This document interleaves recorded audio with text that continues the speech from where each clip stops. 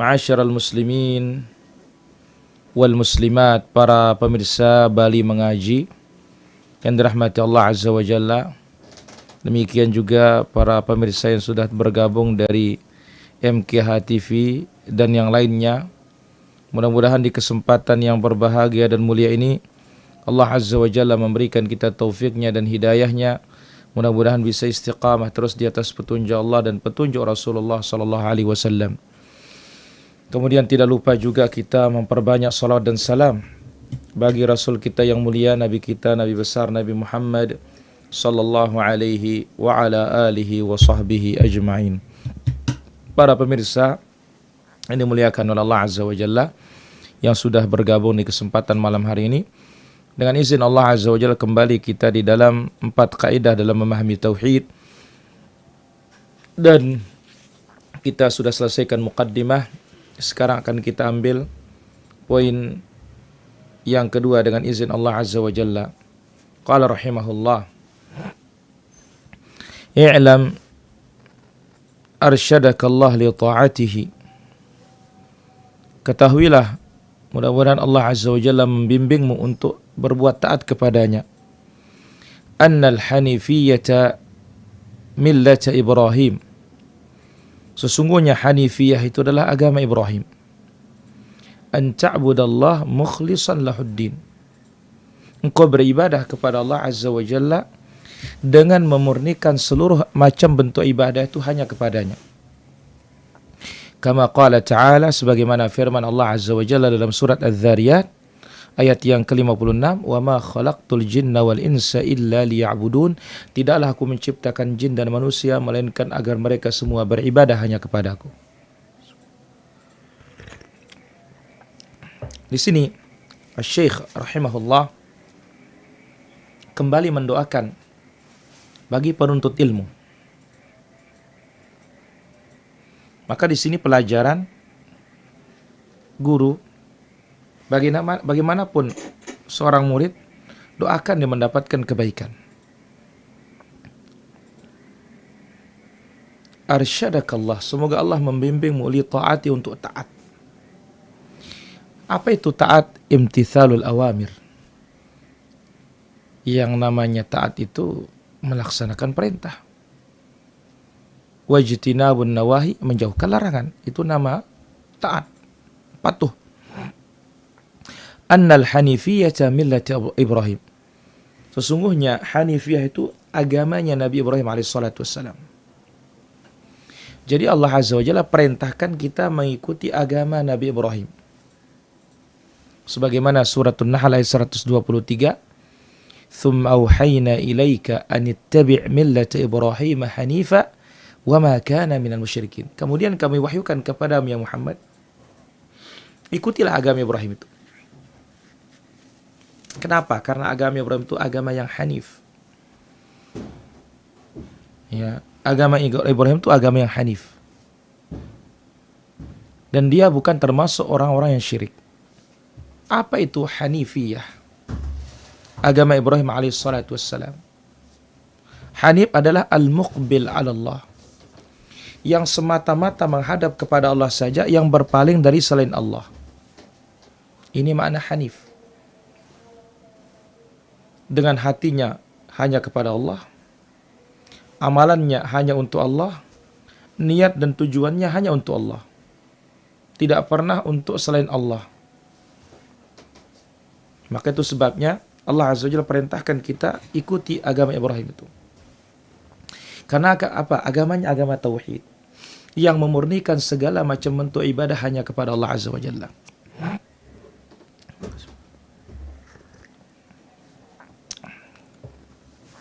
Dan agama Ibrahim itu agama yang mudah. Maka disebutkan di dalam suratul Hajj ayat 78, "Wa ma ja'ala 'alaikum fid dini min haraj millata abikum Ibrahim." Allah Azza wa Jalla tidak menjadikan kalian kesusahan dalam beragama. Itulah agama Ibrahim, agama nenek moyang kalian. Maka dalam agama ini ada saat sulit diberikan kemudahan. Millatu Ibrahim, agama Ibrahim, an ta'budallaha mukhlishina lahuddin. Beribadah ikhlas hanya kepada Allah Azza wa Jalla. Inilah Hanifiyah. Allah saja tempat kita menghambakan diri. Allah saja tempat kita patuh. Allah saja tempat kita menghinakan diri. Mukhlishan lahuddin, murnikan hanya untuk Allah ibadah itu. Jauhi kesyirikan. Jangan ada tandingan untuk Allah Azza wa Jalla.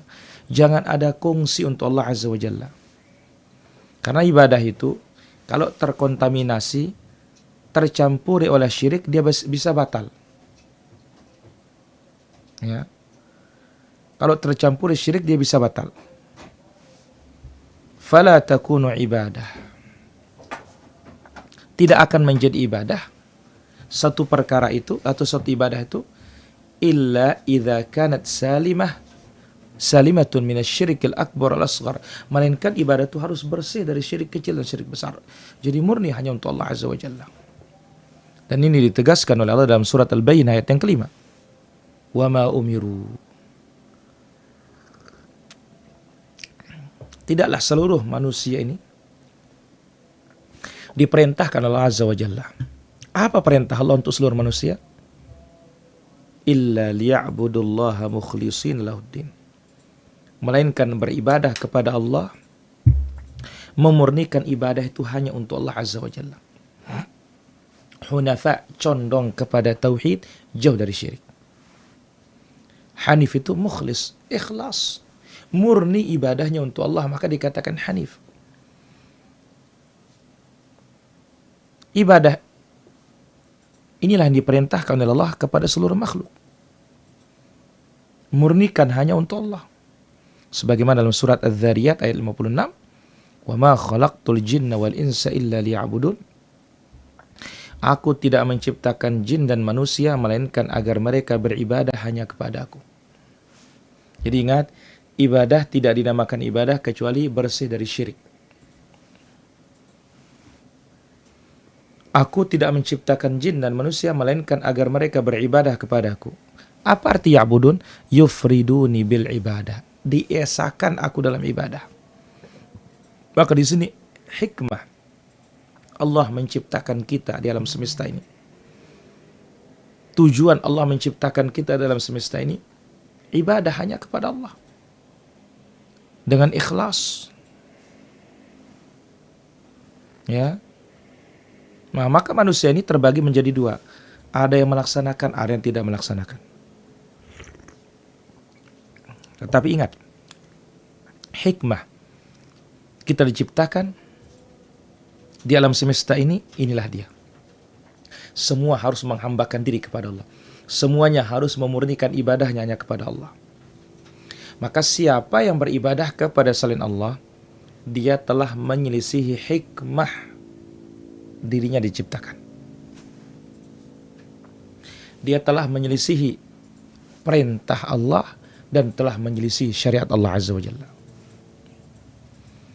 Ibrahim, kita tahu Abul Anbiya, dari kata Abun Rahim, bapak yang penyayang.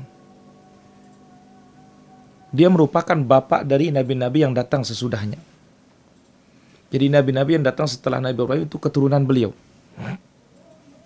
Maka disebutkan dalam suratul Ankabut ayat 261, وَجَعَلْنَا فِي ذُرِّيَّتِهِ النُّبُوَّةِ وَالْكِتَابِ. Kami jadikan pada keturunannya kenabian dan kitab. Maka para nabi setelah Nabi Ibrahim itu dari Bani Israel. Keturunan Ibrahim begitu. Bani Israel keturunan Nabi Ibrahim. Kecuali Nabi Muhammad SAW. Karena Nabi Muhammad itu dari keturunan Ismail. Ya, yang lainnya keturunannya Yakub. Adapun Nabi kita keturunannya Ismail. Maka semua Nabi setelah Nabi Ibrahim alaihissalam itu merupakan anak-anaknya Nabi Ibrahim alaihissalam. Ini sebagai bentuk pemuliaan kepada Nabi Ibrahim dan Allah jadikan dia sebagai imam bagi manusia ini, contoh, qudwah. Maka Allah sebutkan dalam suratul Baqarah ayat 124, Inni ja'iluka linnasi imama. Ya Ibrahim, aku jadikan kamu imam bagi manusia ini. Itu apa? Qudwah, contoh bagi manusia ini. Maka ya Allah menyebutkan inna Ibrahim kana ummah. Dalam surat An-Nahl ayat 120, sesungguhnya Ibrahim itu ummah, imam yuqtada bi, contoh, pemimpin yang dicontohi. Maka Allah Subhanahu wa taala perintahkan seluruh jin dan manusia ini beribadah, dan ibadahnya harus murni kepada Allah Subhanahu wa taala. Maka Allah mengatakan wa ma khalaqtul jinna wal insa illa liya'budun. Dan aku tidak menciptakan jin dan manusia melainkan agar mereka mentauhidkan aku, mengikhlaskan ibadah hanya untuk aku, kata Allah Azza wa Jalla. Maka Nabi Ibrahim alaihissalatu wassalam mengajak manusia kepada tauhid. Seperti nabi-nabi yang lainnya. Dan semua para nabi juga telah mengajak manusia kepada tauhid dan meninggalkan kesyirikan. Tidak ada satupun para nabi yang menyelisihi dan melenceng dari garis tersebut. Maka kita yang mau menjadi pengikut para nabi yang sesungguhnya, jangan melenceng. Mari ikuti apa yang sudah digariskan oleh Allah Tabaraka wa Ta'ala. Ajak manusia ini kepada tauhid. Ajak manusia ini untuk menyembah hanya kepada Allah. Tinggalkan sesembahan-sesembahan selain Allah Azza wa Jalla. Maka Allah sebutkan dalam surat An-Nahl ayat 36. Wa ma khalaqtul afwan. Dalam surat An-Nahl ayat 36. Wa laqad ba'athna fi kulli ummatin rasula an i'budullaha wa ijtanibut taghut. Sungguh kami telah mengutus pada setiap umat rasul. Ya. Pada setiap umat rasul. An i'budullah. Agar beribadah hanya kepada Allah. Jadi dakwahnya para nabi, dakwahnya para rasul itu semuanya terfokus di sana. Intisarinya ada di sana. An i'budullah wajtanibut taghut. Beribadah hanya kepada Allah dan meninggalkan at-taghut. Sesembahan-sesembahan selain Allah Subhanahu wa taala. Adapun syariat yang berupa perintah, larangan, halal, haram, ini berbeda dari satu umat ke umat yang lainnya sesuai dengan keperluan mereka. Allah mensyariatkan satu syariat, satu undang-undang. Kemudian setelah itu Allah hapus, diganti dengan syariat yang lain. Sampai pada syariat Nabi Muhammad SAW, ya, sampai datang syariat Nabi Muhammad SAW, maka dihapuslah syariat-syariat Nabi sebelumnya, ya,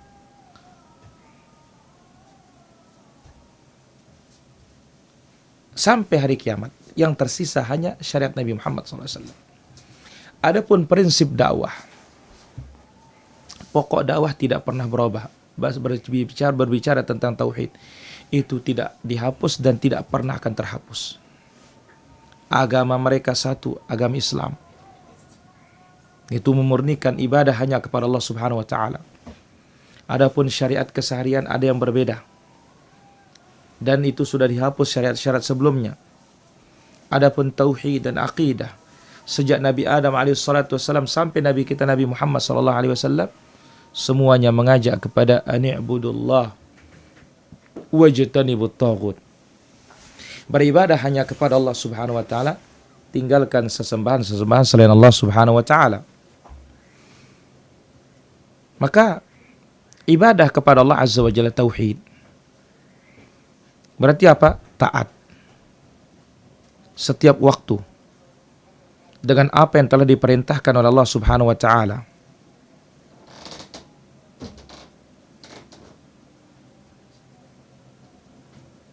Nah, kalau suatu amal ibadah dihapus hukumnya oleh Allah, maka tidak boleh lagi dipakai. Maka yang terhapus itu bukan lagi namanya ibadah. Adapun tauhid tidak pernah dihapus sama sekali dan tidak pernah akan terhapus. Karena itulah intisari dakwah para nabi dan para rasul. Walaqad ba'athna fi kulli ummatin rasula. Kami telah utus setiap umat itu ada rasulnya. Maka jumlahnya sangat banyak. Nabi itu ya 124.000.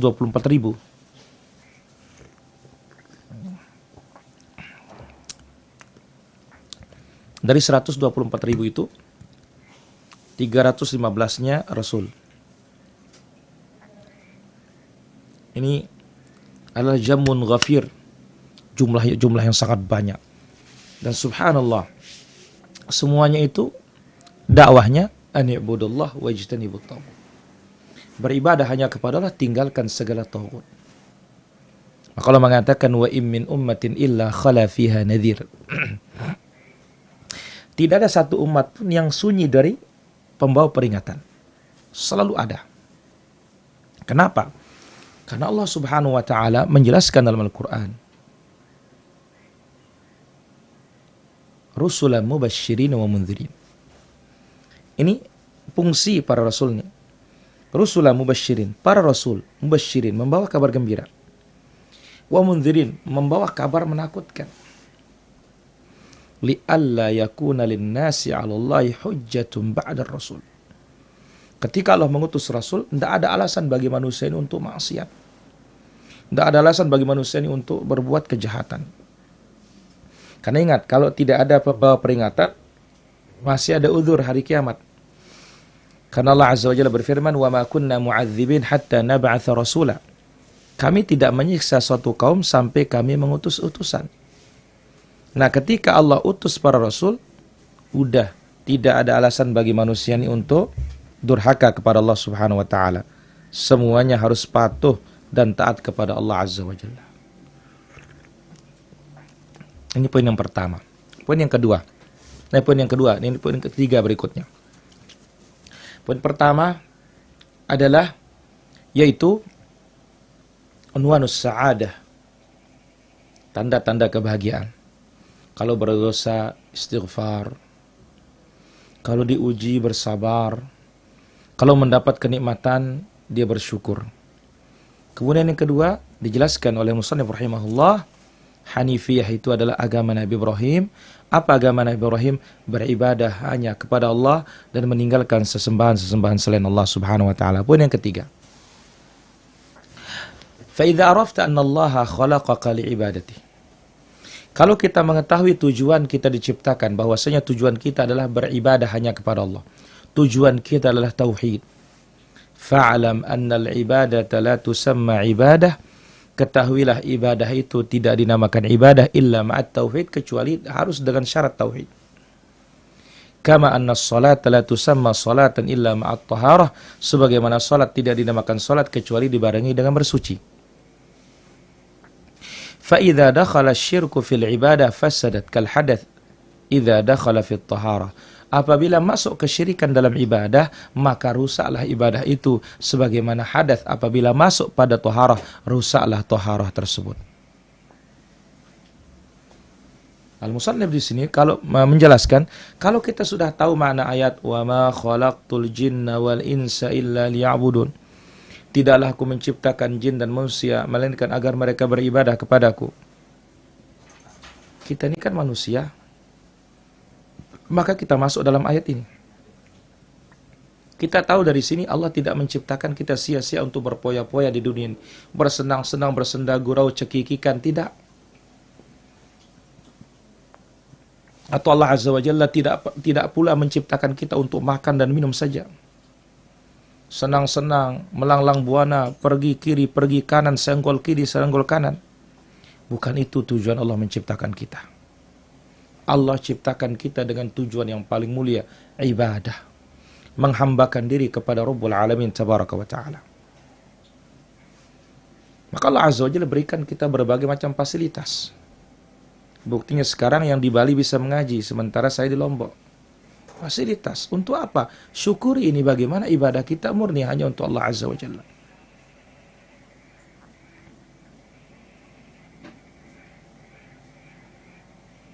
Jadi kita manfaatkan apa-apa yang Allah Azza wa Jalla berikan kita ini untuk menyempurnakan ibadah kita. Sebab ingat, kita tidak bisa hidup ya kecuali dengan bantuan Rabbul Alamin Tabaraka wa Ta'ala. Dan kita pun dimudahkan beribadah oleh Allah Azza wa Jalla dengan sarana-sarana sekarang ini. Jadi Allah Subhanahu wa Ta'ala mudahkan semuanya bagaimana semakin kita itu fokus ibadah kepada Dia. Jangan dibagi-bagi kepada selain Allah Subhanahu wa taala. Ingat, hidup ini sementara. Maka jangan jadikan dunia ini untuk bersenang-senang saja, bersenda gurau saja, berbuat kefasikan, berbuat kejahatan, makan minum sesuka kita. Ingat, yang seperti itu adalah sya'nul bahaim, binatang ternak. Adapun al-adamiyun, anak Adam, Allah ciptakan mereka dengan tujuan yang sangat agung, hikmah yang sangat mulia, yaitu al-ibadah wa tauhid. Maka Allah sebutkan dalam surat Az-Zariyat ayat 56 itu, "Wa ma khalaqtul jinna wal insa illa liya'budun, ma uridu minhum rizqan wa ma uridu ay yut'imun." Aku tidak menghendaki dari mereka rezeki. Allah menciptakan kita bukan untuk kerja untuk Allah, enggak. Kerja untuk Allah, tidak. Ya, kumpulkan harta untuk Allah, tidak. Sebagaimana yang dilakukan oleh sebagian anak Adam. Ya, dia punya karyawan untuk memperkaya dirinya. Allah Azza wa Jalla Ghani, Maha Kaya. Tidak demikian. Jadi siapa yang beribadah, dia yang untung, bukan Allah yang untung. Maka Allah mengatakan, "Ma uridu minhum rizqan wa ma uridu ay yut'imun." Aku tidak pernah menghendaki mereka kasih aku rezeki. Aku juga tidak pernah menghendaki mereka memberi aku makan. Sebab innallaha huwar razzaq. Allah itu yang memberi rezeki. Maka fasilitas diberikan kita banyak di dunia ini. Yang manfaatkan untuk beribadah kepada Allah. Manfaatkan untuk taat. Kuatkan iman kita dan tauhid kita.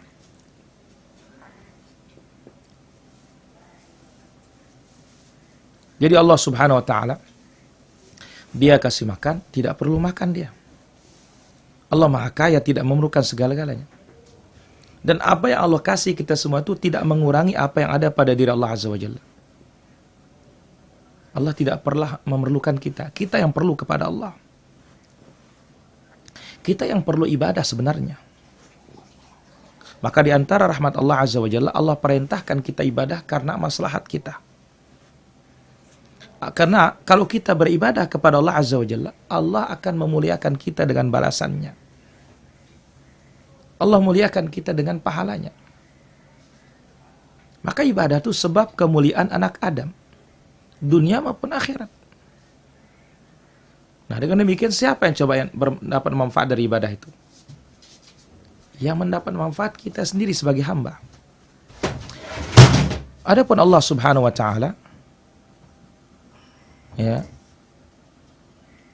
Allah Azza wa Jalla Ghani.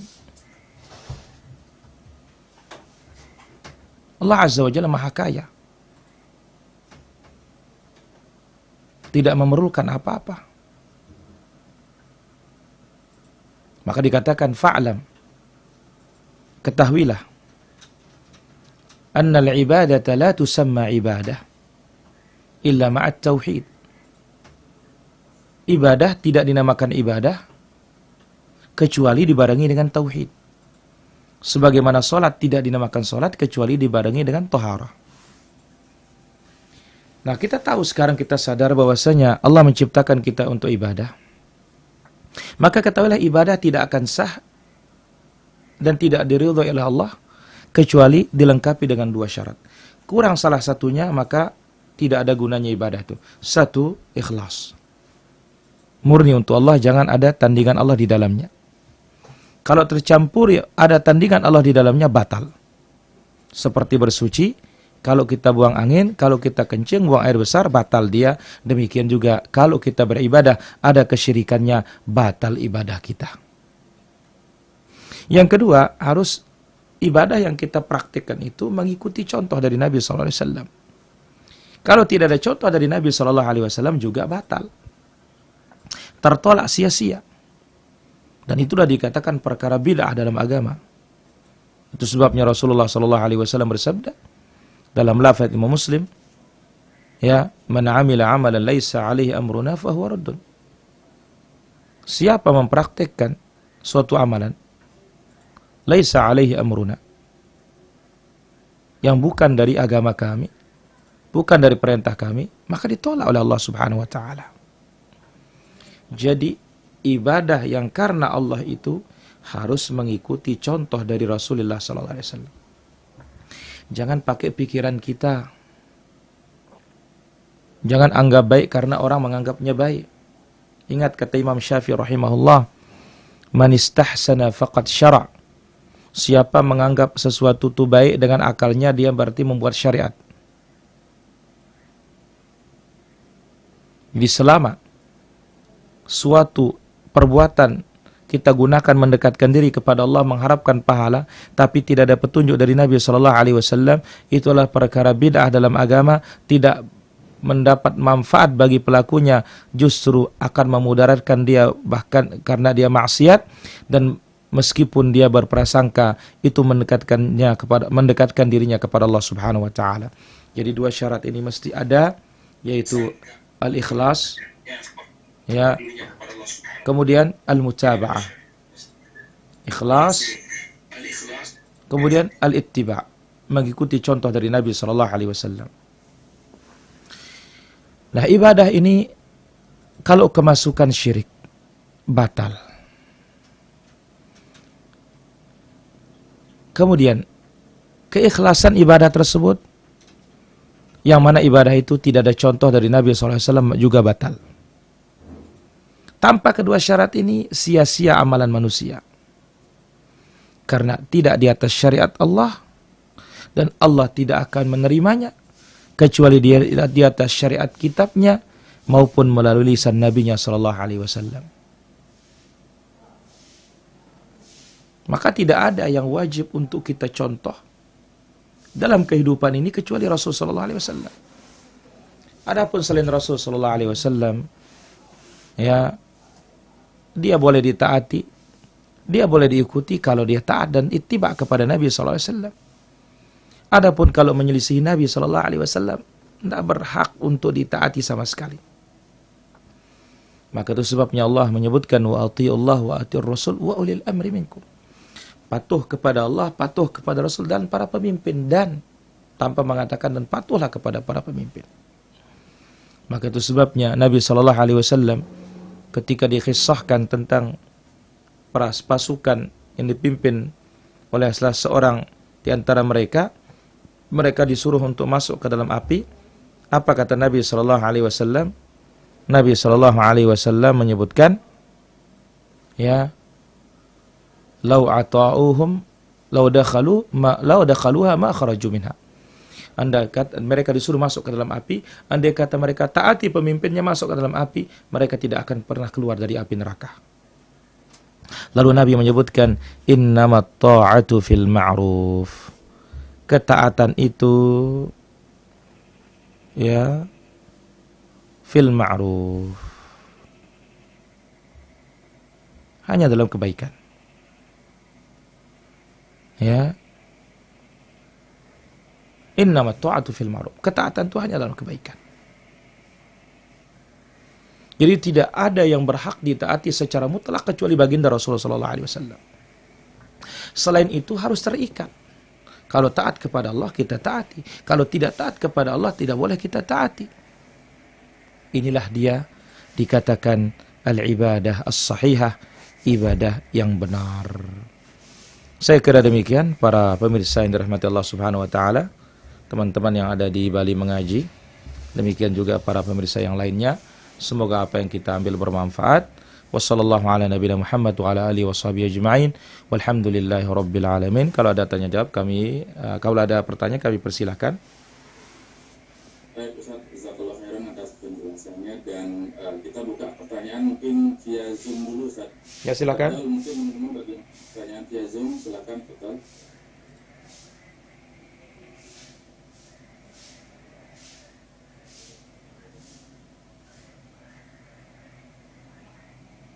Sekarang Mas Opan, biasanya Mas Opan bertanya, Mas Opan silakan.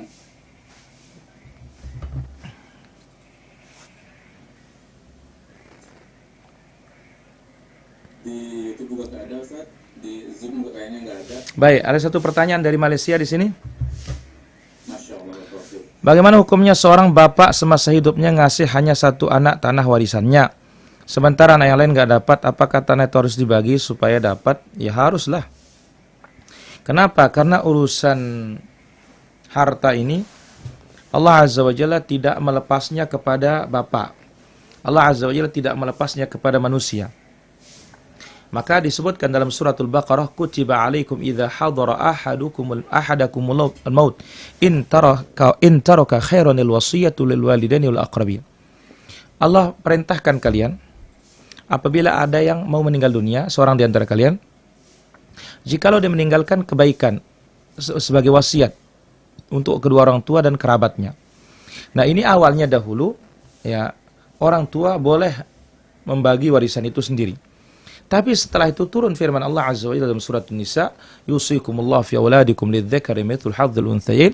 Allah wasiatkan kalian pada anak-anak kalian, bagian anak laki-laki itu 2 bagian anak perempuan.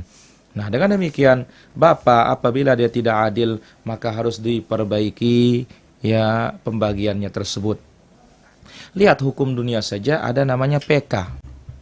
Ya, peninjauan kembali perkara dalam persidangan. Nah, kita sebagai orang tua harus, kalau kita tidak mau ditinjau kelak di dalam neraka, waliyadzubillah. Karena ingat Nabi SAW menyebutkan dalam hadis Nu'man bin Bashir, yang mana Bashir memberikan Nu'man hamba sahaya, anak-anak yang lain tidak. Maka dia minta kepada saksinya, istriku saksikan ini. Aku tidak mau sampai Nabi menyaksikan, katanya.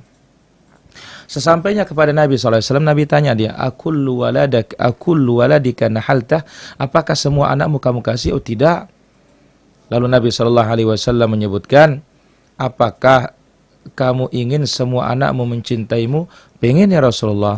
Maka Nabi mengatakan, bertakwalah kepada Allah, berlaku adillah kepada anak-anakmu, aku tidak mau menyaksikan kezaliman. Wallahu ta'ala ala wa'alam. Ustaz, ini ada satu pertanyaan, cuman nggak berkaitan dengan materi, nggak apa-apa Ustaz? Nggak apa-apa, silakan. Baik, ini dari Jambi Ustaz. Pertanyaannya adalah, Assalamualaikum warahmatullahi wabarakatuh. Waalaikumsalam. Ustaz, anak sekarang kerjasama dengan kawan anak buka rumah produksi bawang goreng. Namun di sini ada yang janggal sedikit di hati anak masalah kebersihan. Kami produksi bawang tersebut, di mana bawangnya sudah kami belikan, terus dikasih ke tukang kupas bawang untuk melepas kulitnya.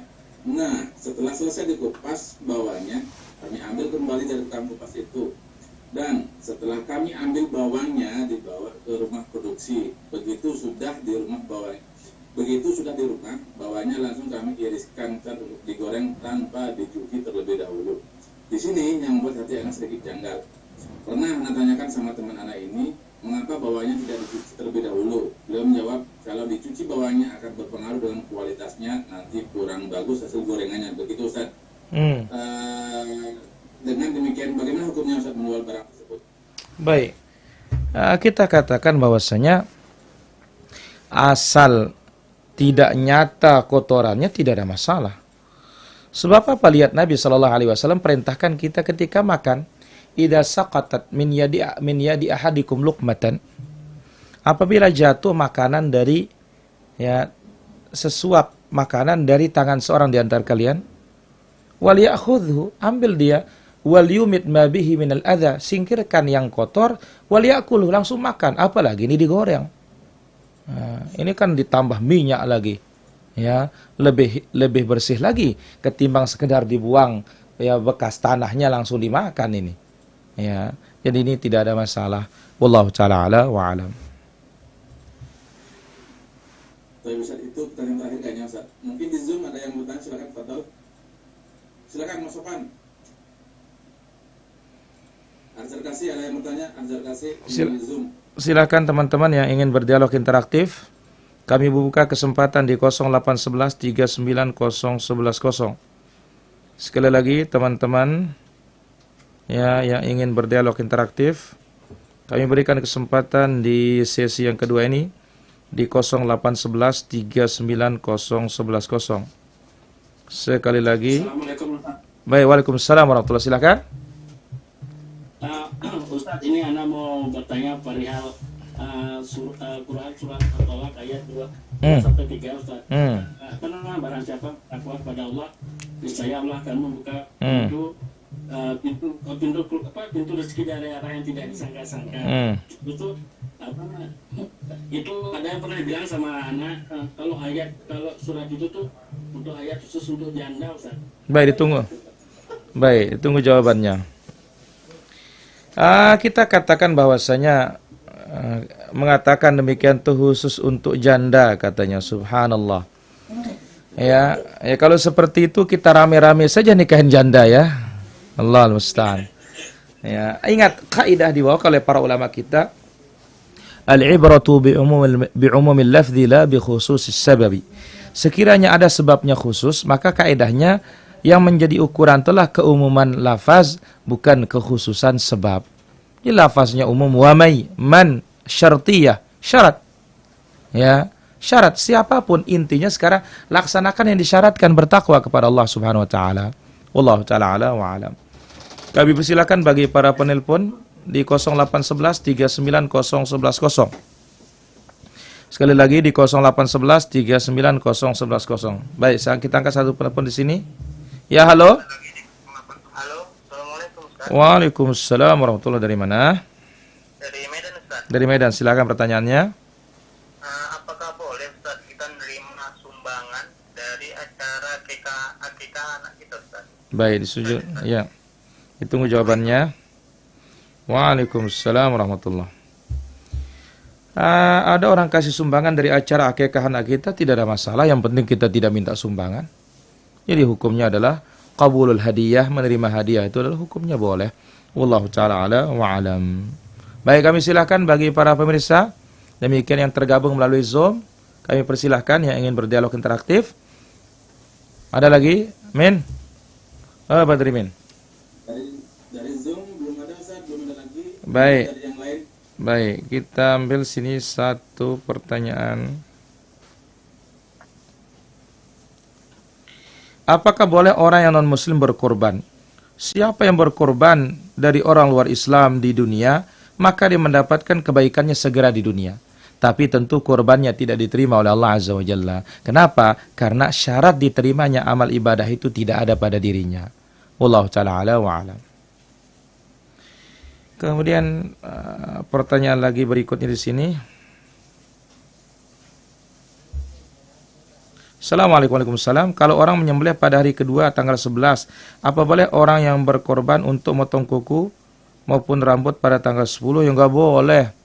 Kapan ya korbannya jatuh baru dia boleh potong kuku. Wallahu ta'ala ala wa alam. Kemudian pertanyaan berikutnya di sini. Bagaimana hukum berimam kepada imam yang bacaan banyak salah ilmu tajwid atau makharijul hurufnya? Kita sebagai makmum statusnya aman-aman saja. Yang berbahaya itu imam, sebagaimana dalam hadis diriwayatkan Al-Bukhari dalam sahihnya, yusalluna lakum, yang memimpin kalian salat, ya para imam-imam, fa in akhtau, kalau mereka salah, maka kalian dapat pahala, mereka dapat dosanya. Namun kita katakan lihat fenomena yang menyedihkan bagi kita, kok imam itu asal jadi imam, dia tidak melihat kriteria syarat menjadi imam. Allah musta'an. Wallahu ta'ala ala wa alam. Kemudian pertanyaan berikutnya.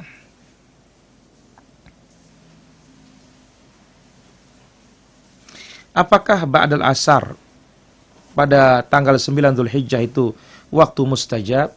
Kita katakan seluruh hari Arafah itu adalah waktu mustajab. Wallahu ta'ala ala wa alam. Kemudian pertanyaan berikutnya di sini. Apa zina hati itu dan bagaimana cara mengobatinya? Ya, kita katakan bahwasanya disebut oleh Nabi sallallahu alaihi wasallam, lisan berzina, zinanya adalah berbicara, mata berzina, zinanya adalah memandang, tangan berzina, zinanya adalah yaitu memegang, kaki berzina, zinanya adalah berjalan kepada yang haram.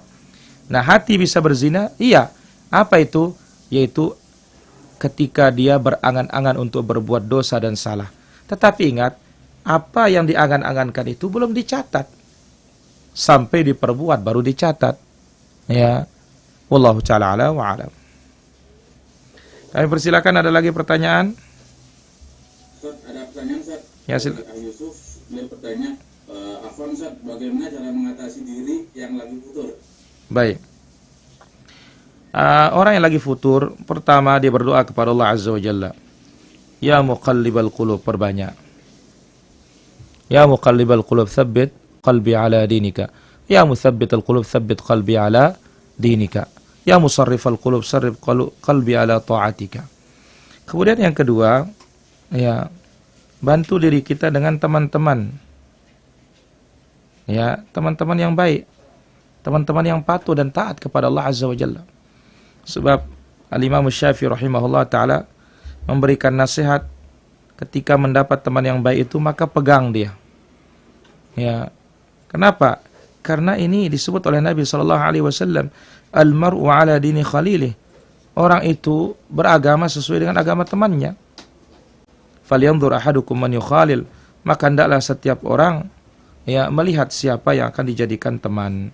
Wallahu ta'ala ala wa alam.